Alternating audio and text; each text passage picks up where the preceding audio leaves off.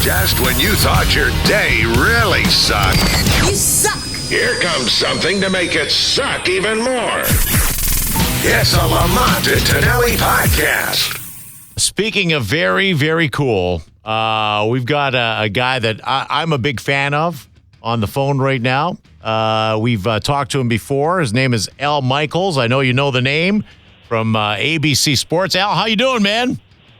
Guys, I'm waiting around for the Van Halen tickets. I went to the concert about 25 years ago. I'm ready to do it again every quarter century. 9 o'clock this morning. We'll count you in on that. There you go. Hey, listen, you've got a great book right now. You can't make this up. And in reading some of the stuff in the book, you can't make this stuff up. Right. Well, that's why the title comes from me sitting there and with my co-author and going through all this stuff. And at one point, I think he said, this is like fiction. I said, yeah. I said, but I couldn't make it up. So that's where the title came from. So did you keep like a journal during your entire career? Because the detail of some of the stories that you have to share and some of the items you mentioned is amazing.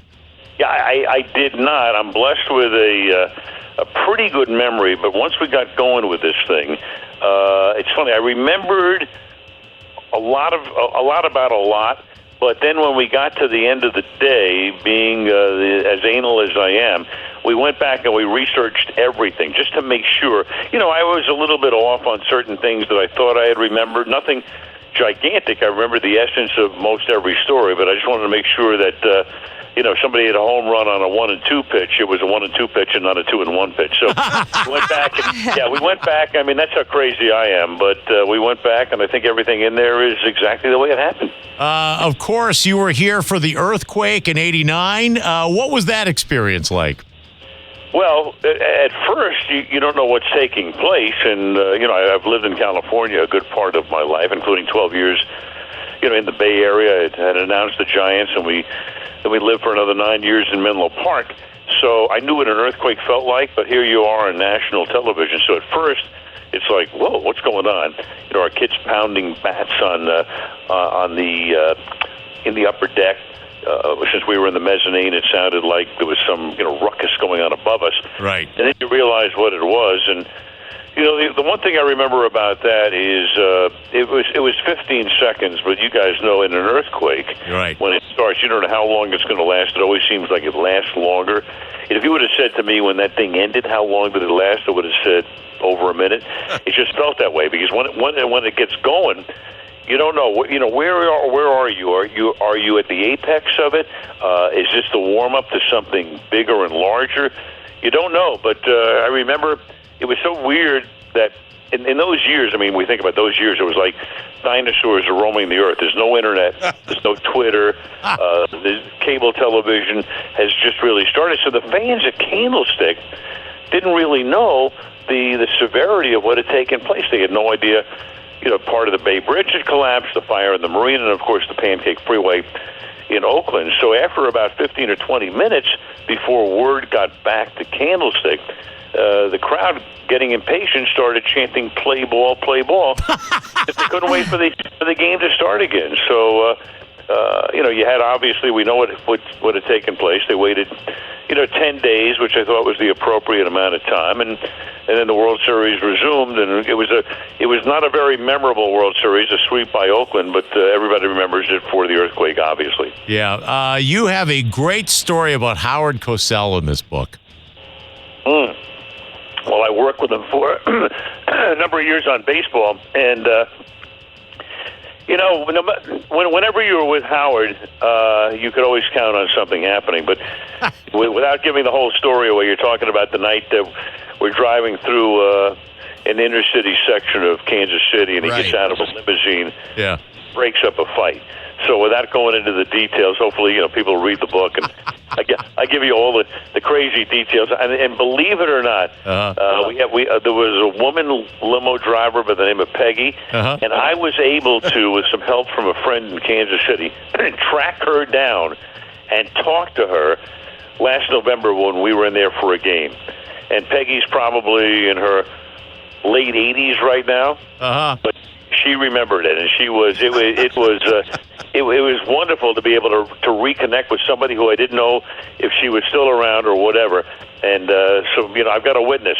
And the kids who were in the fight are witnesses, too, but I wouldn't have any idea where to contact them. I got to tell you, so you've done hockey, of course, for the U.S. hockey gold medal in 1980. You've done World Series. You're football. What do you enjoy announcing the most? Well, right now I'm basically only doing football. I'm hosting some boxing on NBC, but football is where it's at for me.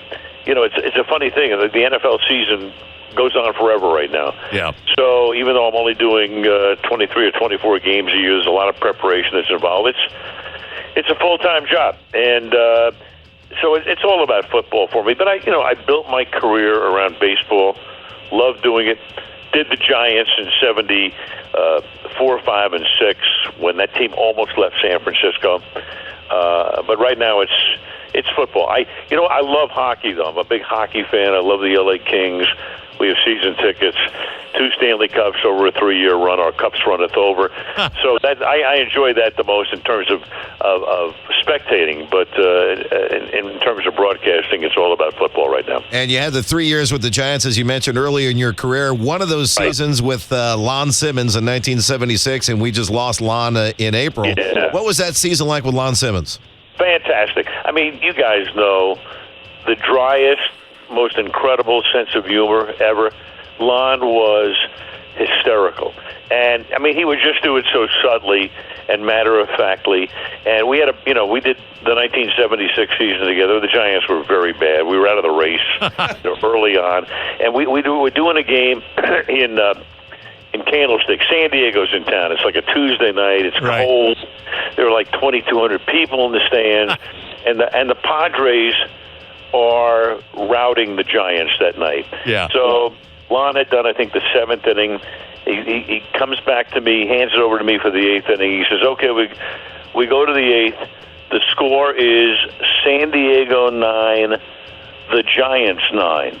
Unfortunately, the Giants are playing in German. Here's Al. So, it's only the way Lon could have done it, too. So, wonderful guy. I had a ton of fun that year. We miss him dearly. All right. Hey, Al, we're big fans, and when you come to the Bay Area, we'd love to have you in the studio.